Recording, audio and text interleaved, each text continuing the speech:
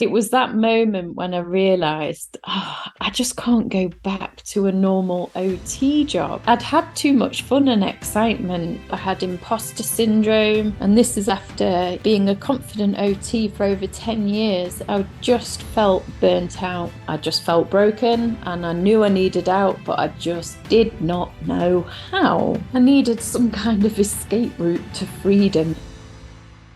Hi, I'm Beki Eakins, business mindset and lifestyle coach for occupational therapists. I focus on creating a freedom-based online business, helping OTs to package up their skills in unique and exciting offers that feel so good that they sell with ease in the online space. Since leaving the profession of OT, I have now worked with hundreds of clients online, helping them to create a life they feel inspired by. In this podcast, I will talk about the lifestyle goals, mindset, and strategy you need to create your own life of freedom.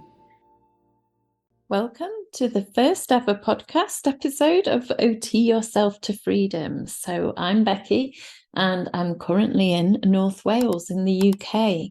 And today we're just talking, it's a bit of an introduction really, as to who I am and how I got where I am.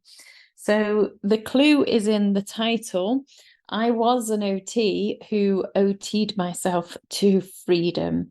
And today what we're talking about is just the very start of that journey. So it was unfortunately the sad moments of being broken. So I was an OT over in the UK. I had a number of occupational therapy jobs throughout my 13 years as an OT. And I loved it. I was very happy for many years. Now, my favorite ever job, I was mainly in physical health for at least, I think it was about 11 years. And my favorite job was working on a falls team where I was placed on an ambulance with a paramedic, and we would go round on blue lights to emergencies, and we picked up clients from the floor using a lifting cushion, and then the paramedic would do their assessment and check that they were medically fit just before I carried out the full OT assessment. Now, I loved this job because it was just so much fun. I buzzed from it. I never knew what I was going to be doing until a minute before. We could be driving to a fall, maybe somebody who'd been on the floor overnight, and then in the very last second, the ambulance service would turn us around and we'd have to head off somewhere else, which may be, a cardiac arrest. And sometimes that could happen 2 or 3 times, that we'd be moved, and you just wouldn't know where you was going to end up. And we saw all sorts of exciting things. And just working with the paramedics as well. I mean, it was so much fun. It was intense at times. And I think we experienced such big emotions because some of the things we were witnessing were very sad events, but because of the camaraderie, we kind of looked after each other and we developed very strong relationships. So we were a happy team. And this service lasted for 3 years, but at the last minute, the ambulance service actually pulled out of the deal, and we were, all of us, absolutely gutted. We cried as a team. We were so close, and we were all so sad. And it was that moment when I realized, I just can't go back to a normal OT job. I'd had too much fun and excitement. In a way, I was spoiled, but that is life. And I just felt that being an occupational therapist in the other jobs that I was seeing was just about paperwork. I didn't feel as if you got that real sense of fulfillment. Bearing in mind, every time you go out to a job on the ambulance, somebody's on the floor and you pick them up in a safe way, immediately that gives you great satisfaction, because there was a lot of problem solving, people trapped in small spaces. People are unhappy when they're on the floor, and as soon as you pick them up, of course, it was quite a quite a nice moment. But then to be able to go in and solve a lot of their problems within the home, to do a full home assessment, and actually we carried a lot of the equipment on the back of the ambulance. So I felt like it was very rewarding, because you would just go in, you would not know the patient, and you would solve a whole lot of problems in one go, and then you'd leave. And I liked that. So for a lot of reasons, I realised that I was going to struggle being an occupational therapist after that. So I was placed somewhere in another team as an occupational therapist in the community, but I'd lost my buzz, I'd lost my motivation, and my interest was down to zero. It just wasn't what I wanted to do anymore. And around about the same time, my husband at the time, we've now separated, but at the time we were married, and we had 2 young children who were 6 and 4, and he had a massive heart attack. It was very much out the blue. You don't expect that from a 41-year-old. And because of that, instead of calling an ambulance, I decided to drive him into hospital, because we just thought it was a bit of indigestion. So really bad choices that we made. And when we arrived in the hospital, of course, his heart attack was way too big for our local hospital to deal with. And it appeared that their emergency services weren't very good, because he actually lay there on the floor for 19 minutes in A&E. And I had to go begging for help a number of times, because I could see he was dying in front of me and in front of our 6-year-old daughter. So it was a traumatic time, to say the least. Did do a big complaint about it after, but yeah, just the trauma of that event was quite massive. And then, of course, the recovery period was also massive, because he was unwell for a year, and as a family, we just kind of fell apart. I'd got 2 young children; they were home educated. We were just about managing to do the childcare between the 2 of us before, and all of a sudden, it seemed like I'd got a lot more going on, and I tried to go back to work. They were very good. They gave me a few weeks off to start with, but as I tried to go back to work, I just couldn't.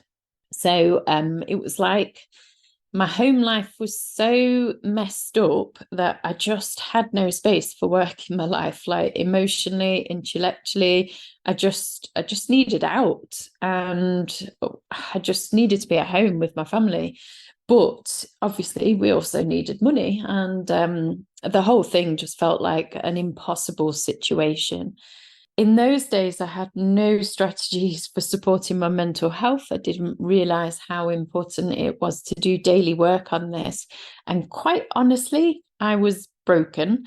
I cried and cried and cried every day. I just couldn't stop it. And I was just working through all the trauma of what had happened, plus dealing with the aftermath, and then trying to hold it together and be a mum. And so the OT bit of me just became one bit too much, and I ended up off sick.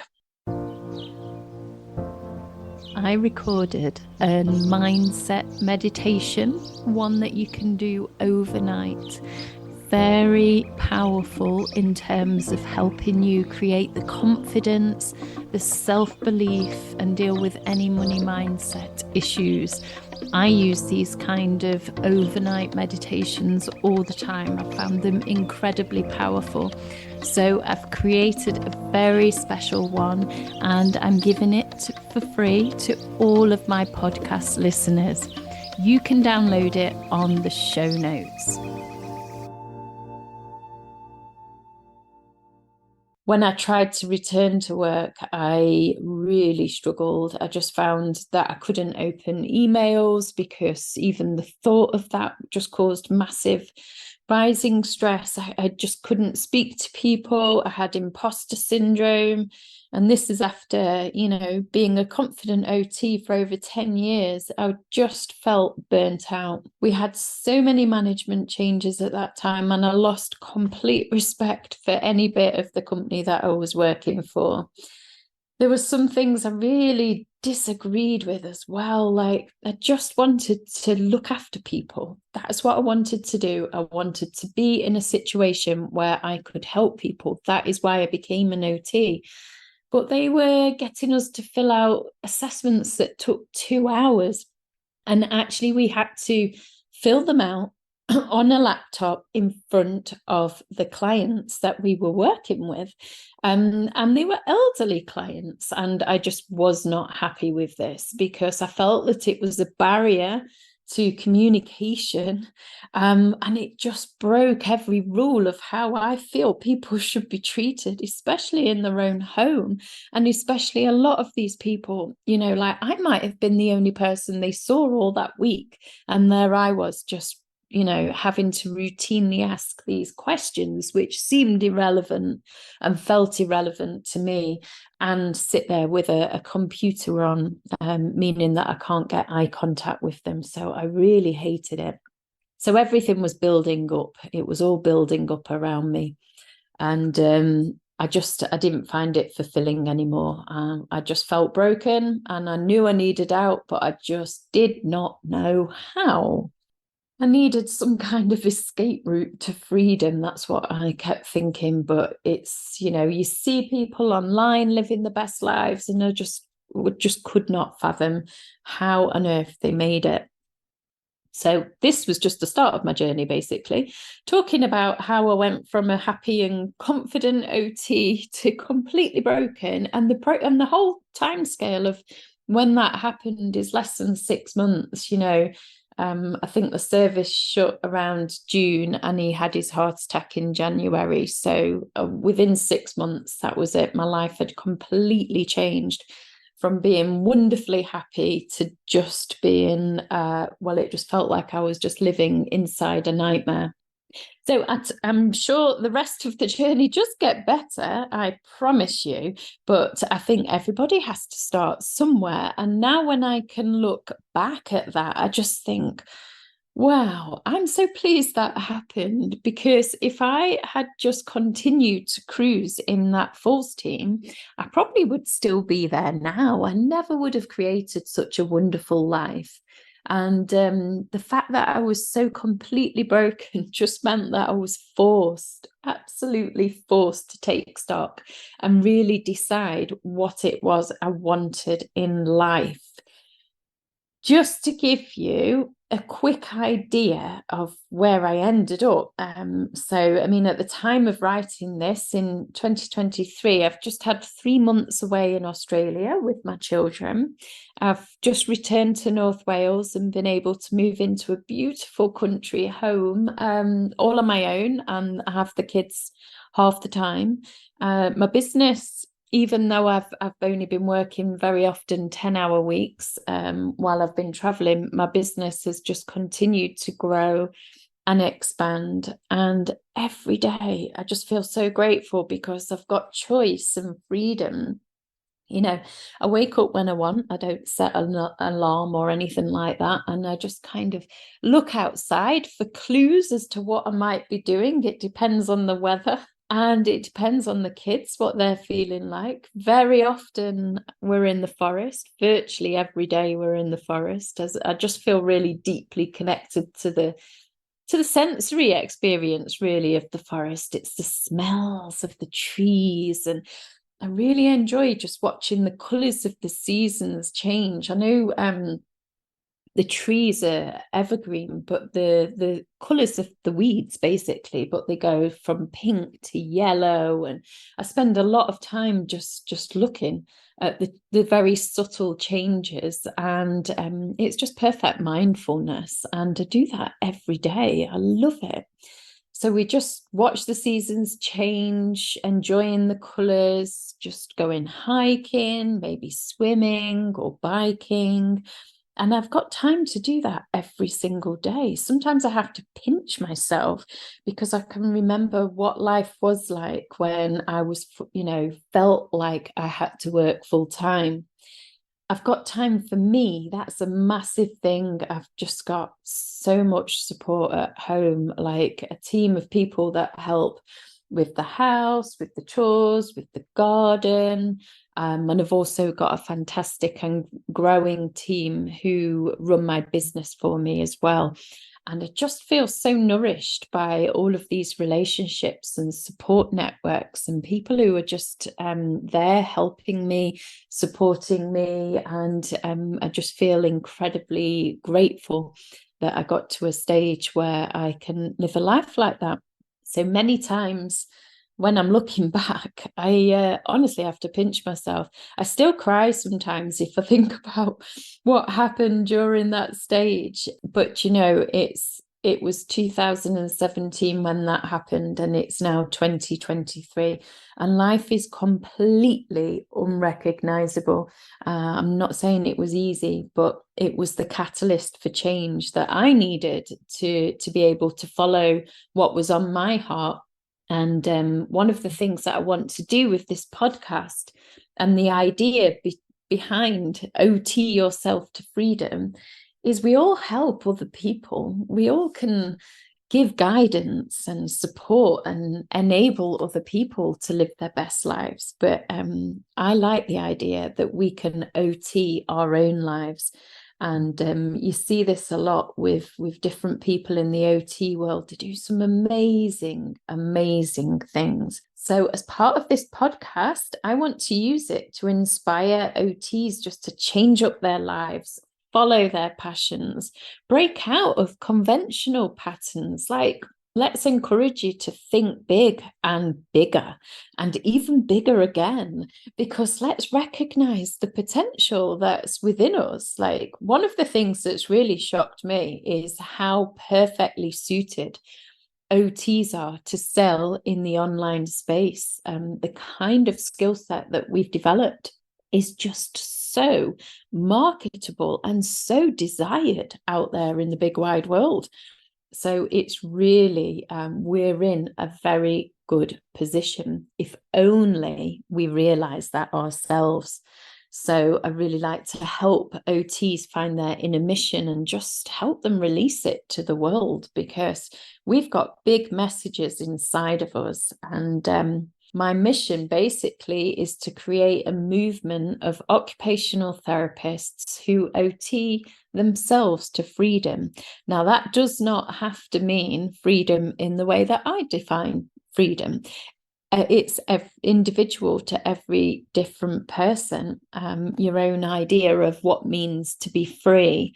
But I do like the idea that we can design a business that you feel inspired by, releasing your mission to the world. We can have higher levels of fulfillment and really find our authentic path and just create a life where we have choice every single day.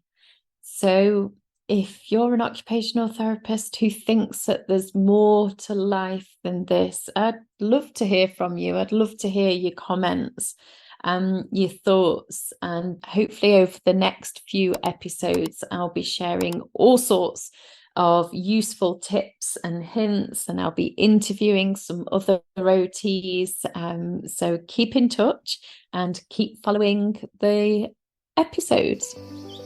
If you are an OT with 3 to 10 hours per week spare, then the OT Yourself to Freedom membership is best for you.